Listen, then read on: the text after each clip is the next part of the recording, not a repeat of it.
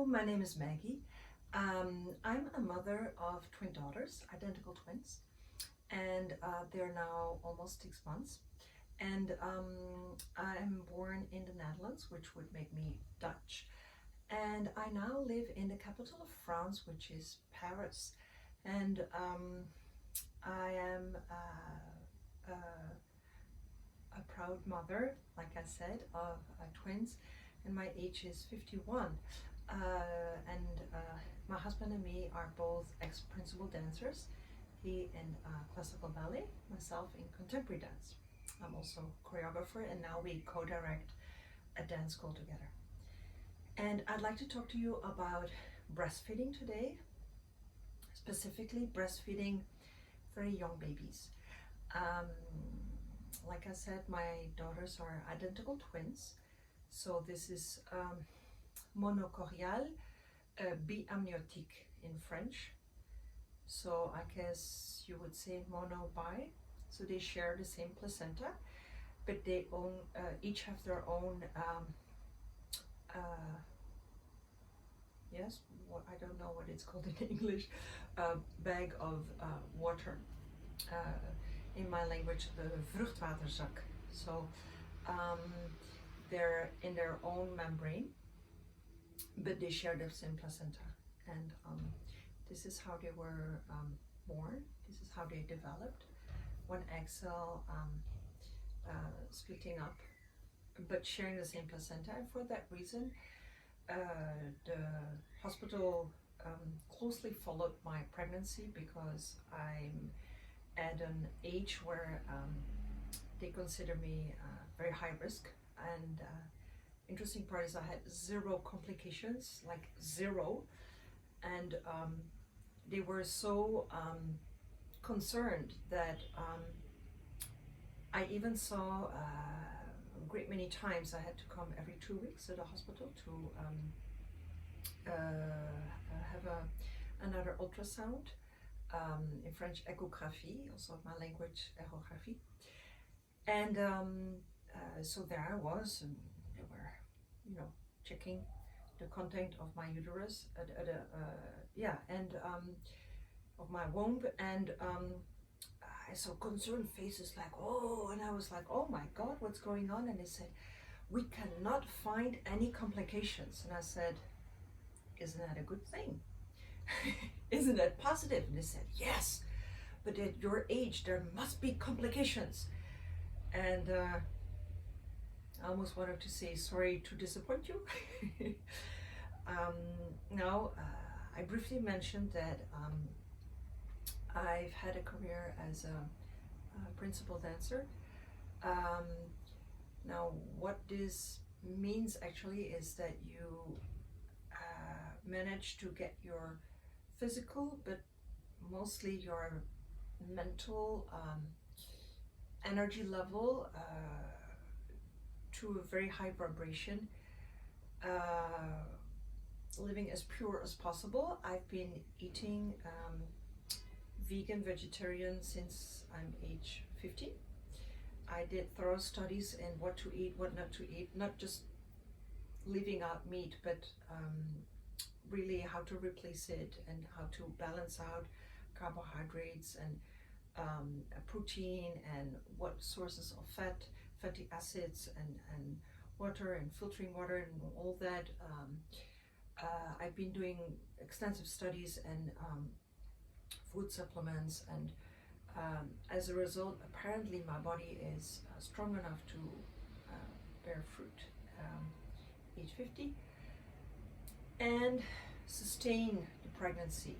I had many miscarriages, and then finally age 50 the babies stayed in my womb.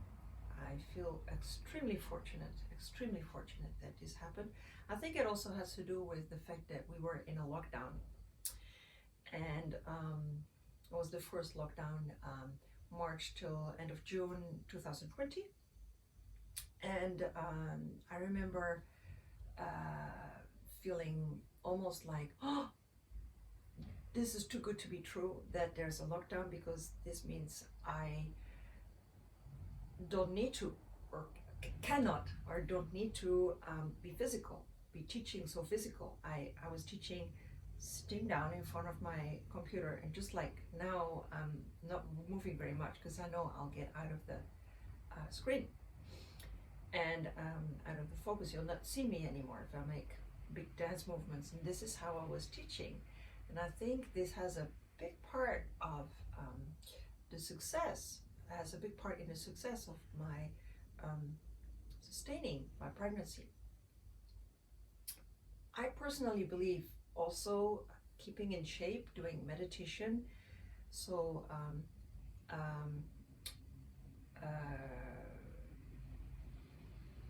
extensive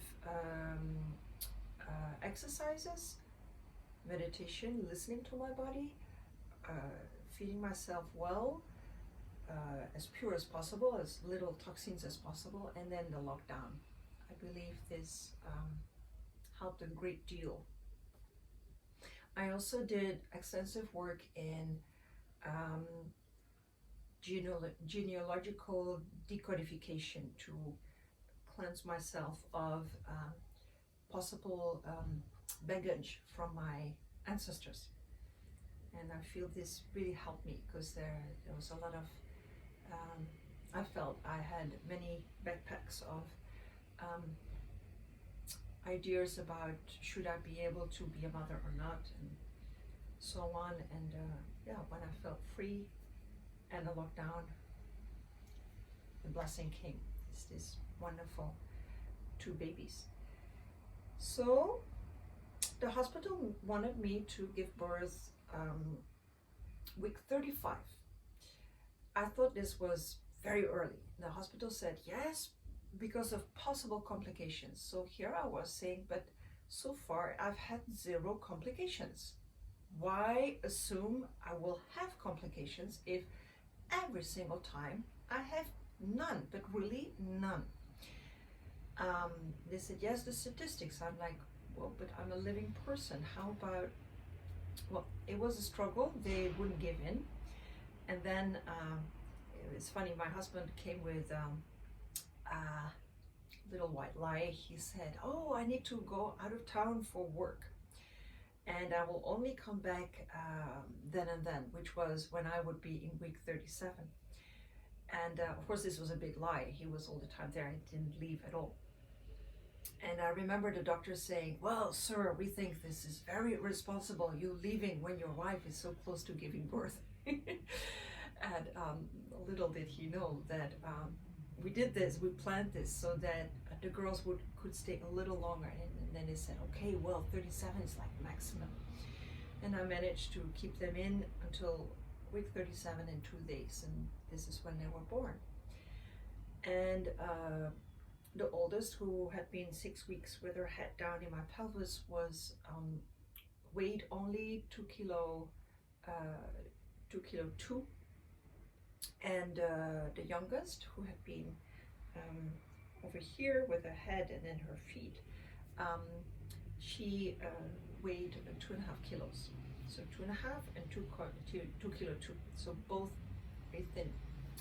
And if we look at like the statistics, like their weight and their height was like below what was normal for a birth weight. Normally a healthy baby is like 3.5 kilos, but not 2.2. And the interesting part is I had, from the beginning, I had been dreaming to breastfeed my babies. And I told in a previous video, I've been dreaming of becoming a mother since I was age 26. So by the time I successfully gave birth, it had been 26 years of dreaming and waiting and hoping. And so that had given me time to read and inform myself about becoming pregnant, being pregnant, giving birth, and educating my children. And of course I thought I would have only one child, and then it turned out to be identical twins.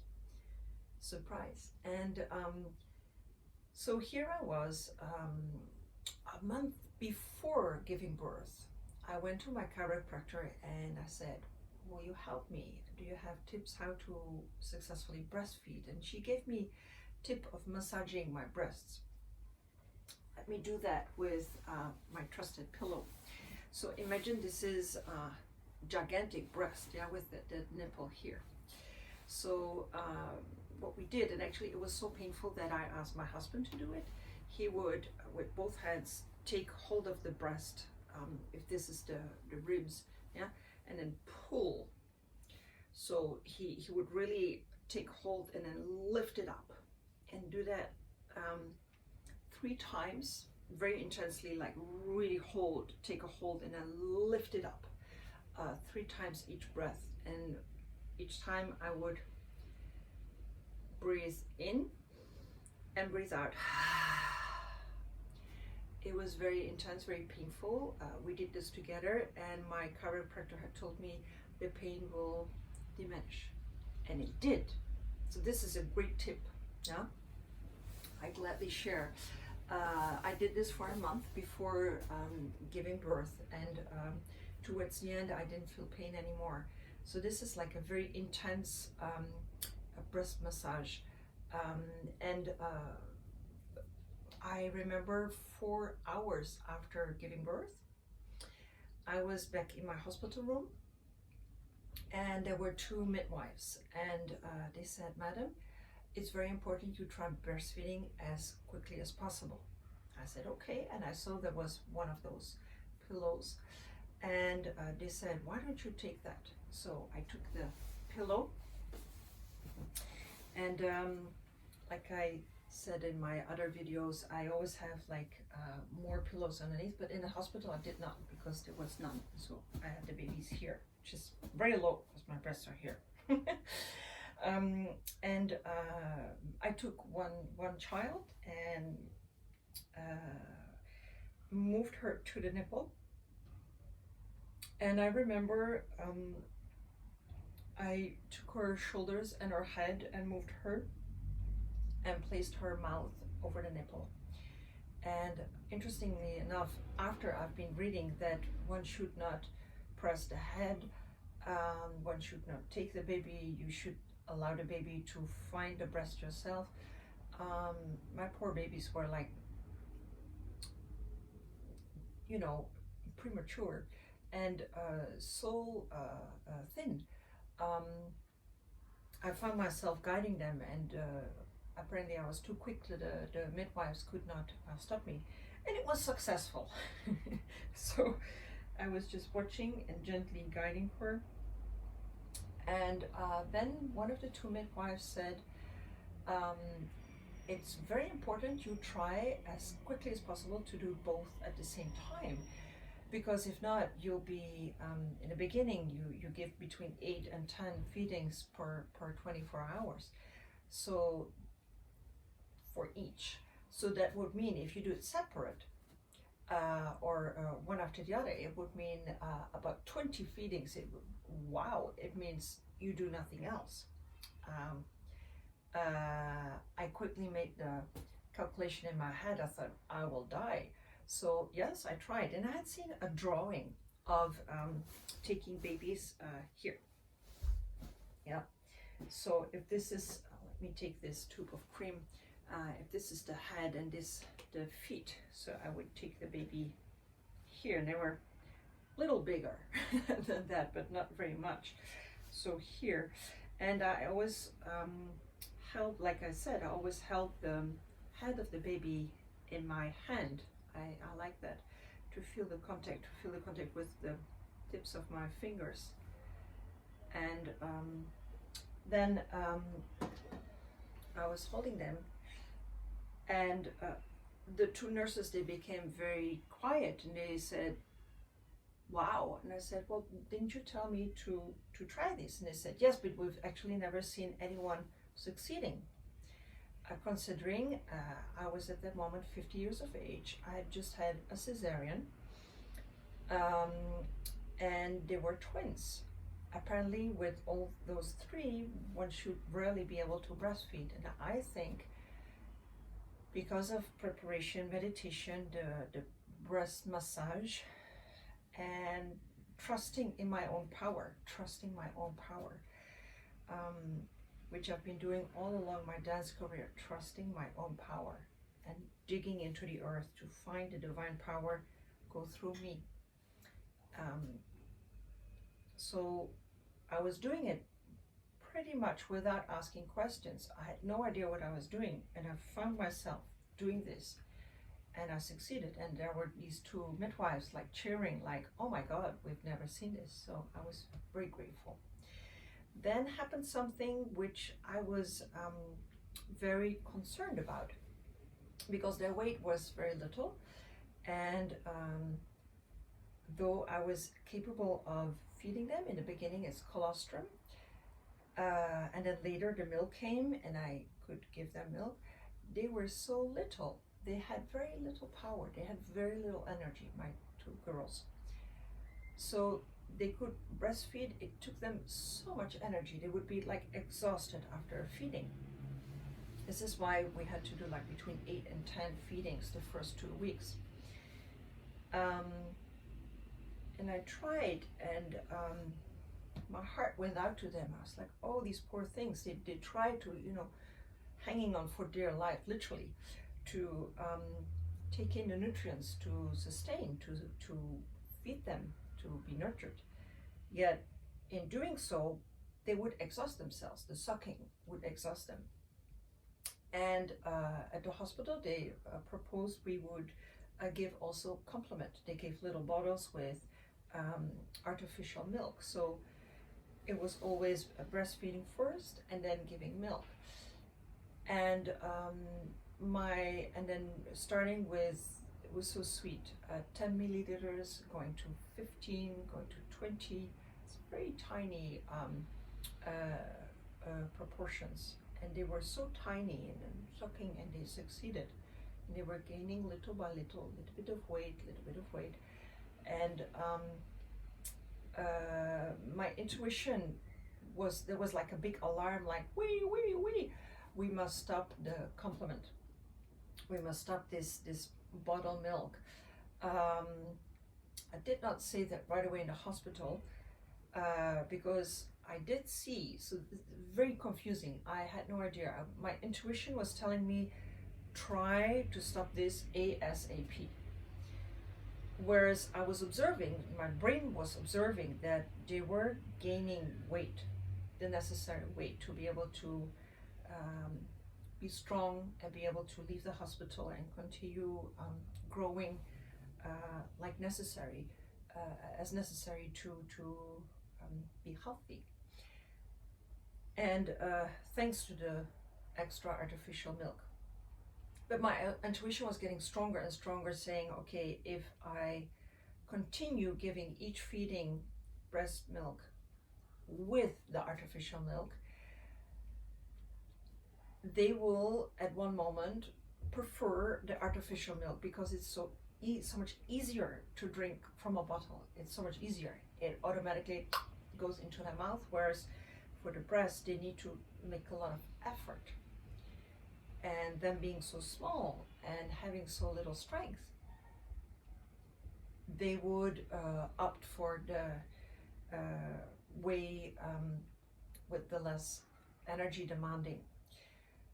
And I told my husband when we got out of the hospital after 5-6 days, after 5 days, I told my hospital, please, I want to reduce the intake of the bottle milk. And he said, but it's so good and they're gaining weight. And I said, no, I want to reduce it. I want to reduce it to only one bit of a bottle per day. And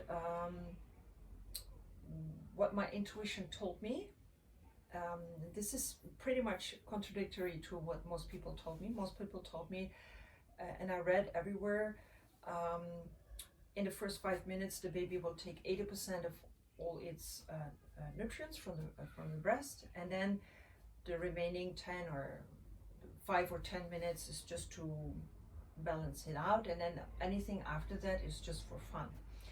And I thought, I somehow I knew, I strongly felt within me that if I would do that, they would not gain enough weight, they would not gain enough energy, and I would need to stop breastfeeding and just go to bottle feeding, like I understand most mothers of twins do. And what I did was I chose to organize myself with help um, to breastfeed longer and to create a pause. And this I figured out together with my husband, who is so good in helping me in the beginning, day and night. He was my night nurse. So we would have the first feeding of 15 minutes, and then where most books and most information say, most doctors say, okay, stop it at 15 minutes, no more. I would say, okay, then we change the diaper, have a break, and then they come back to me, and then they feed again. So 15 minutes, break, another 15 minutes, and then I would allow them to stay as long as needed until they fell asleep. And this whole ritual took between 45 minutes and 1 hour. And I had actually most people telling me this is too long, you should shorten it. However, the girls were starting to gain weight and gain strength, and they have a lot of power. The children's doctor is telling me every time we go, she's saying, you're doing such a great job. The children are very, very healthy, very tonic, very energetic, dynamic, and very happy, very positive, and all the good reflexes, and they have come back in the curve. There's like this, this, well, for your point of view, a curve where they should be, gaining weight, gaining height, and they're in it. Even though when they were born, they were like way under it. So this I found, I guess it's different for every woman, but I found it by going to myself, listening to my body, therefore being able to listen to my girls, pretty much ignoring outside information, and really feeling. The only person I allowed in this circle was my husband, the father of the girls. And there we found this system. So first feeding, changing the diaper, and so I stay here, and then he'll come and take one girl, continue feeding the other, and then he'll bring her back, and then he takes this girl and I continue feeding the other until they're both back, and then I continue more. And this allowed us to give time to the girls to gain weight, feel confident, feel comfortable, and now they're a little above average in height and weight for their age, even though they were born 4 weeks before the date where they would be full term. So this is my tip to feeding. It's my personal tip, my personal experience feeding twin girls, twin babies at the same time, and when they're really premature. I will later explain more about how to deal with it later, but at that moment, really listening to them, listening to my own body, trusting that I will be able to do it, trusting, because the tricky part is that whenever in my experience, whenever I had a little doubt or a little confusion, I immediately got advice from family, friends, doctors, midwives, to stop. Everyone was encouraging me to stop and to just go to the bottle. And I asked my husband, I said, will you stick by me? Will you help me? And he said, naturally. So we tried, and we pretty much went against almost all advice from almost everyone to stop. and to just go for the bottle. We insisted on trying to stay open and feel, and as long as the girls wanted to feed, we thought, okay, then we feed. And my husband was encouraging me so much. He said, it's amazing what you do for the girls. It's so fantastic. Especially, I've been feeding them all through COVID time. We even got COVID, all four of us, at one point. We were sick at home for 3 weeks. And the girls had very little side effects, just a bit of fever, a bit of diarrhea, no more. My husband and me were very, very sick. And I understand that breastfeeding really is the best way to protect the girls from as many things as possible, as many diseases as possible, increases their immune system, reinforces their immune system. So I'm very motivated to feed them as long as they show me that that's what they want to do.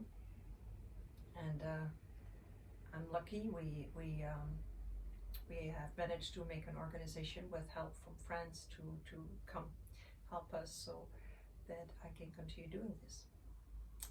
And I hope this video helps you to trust in your own power, to trust in your own strength, determination, your intuition, and find your very own unique way of feeding your child or your children the way you observe and discover that it works, that it functions. And should you encounter, like myself, people who encourage you to stop and give up, then if you want to give up, then have my blessing, of course. I'm not judging at all. I'm just trying to say, should you want to continue, whereas most people are encouraging you to stop, then I strongly believe that if you want to continue, despite everyone saying stop, probably there's something in you reminding you of this very strong power you have. This divine power surging through you, which I believe surges through every person on earth, but often we're told that we're weak, that we need other people or drugs or help in some way. And I'm discovering I have it within my body, and I'm giving it to my girls, and it's amazing. Amazing. I feel so empowered every time I'm feeding my girls and observing how they grow, how they gain in strength and in joy. I feel so blessed I can do this for them. And this is what I wish all of you to experience as well. Thank you for watching. Bye-bye.